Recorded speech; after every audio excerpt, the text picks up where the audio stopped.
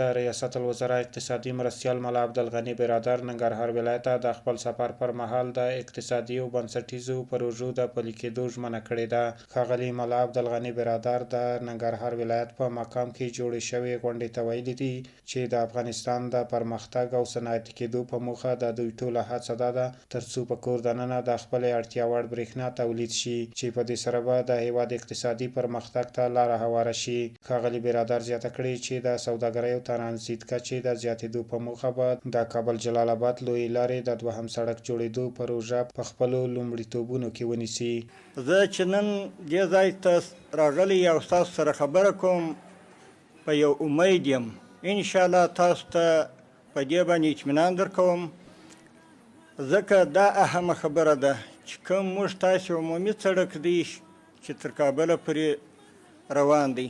په دې موږ خبرېږو چې روزمره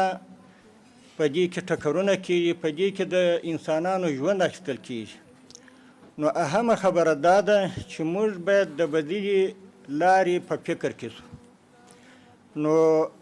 ستاسو چې کومه خبره وکړل د پوهه جامع وزیر صاحب محترم بل وخت هم دا بدیله لاره کتلې ده، نو اوس مو مقصد دی دغه ته راوستلی دی چې په دې باندې دی بیا نظر ثاني وکړي او دا موږ تر مشرتابه پورې خامخا رسوو دا خبره، ځکه دا یو اهمه موضوع ده او داسې یو کوچنی کار نه دی چې د ده په وس یا زما په وس. نو انشاءالله دا امید لرو چې موږ به د دغې دوهمې لارې دپاره د منظورۍ دپاره خپل هڅې وکړو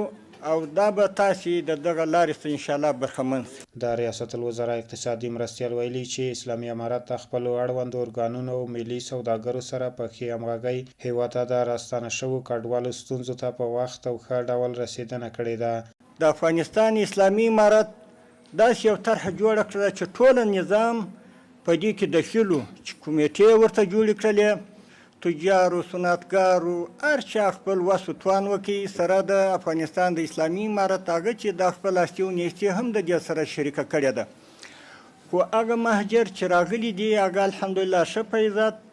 ښه په ابرو باندې که د کوم ولایت و هغه ولایت ته انتقال شوي دي. د ریاست الوزرا اقتصادي مرستیال ملا عبدالغني برادر د ننګرهار ولسونو ته ډاډ ورکړی چې اسلامي امارت به په تدریج سره د امکاناتو برابرېدو په صورت کې د دوی ستونزو او غوښتنو ته ښه رسېدنه وکړي.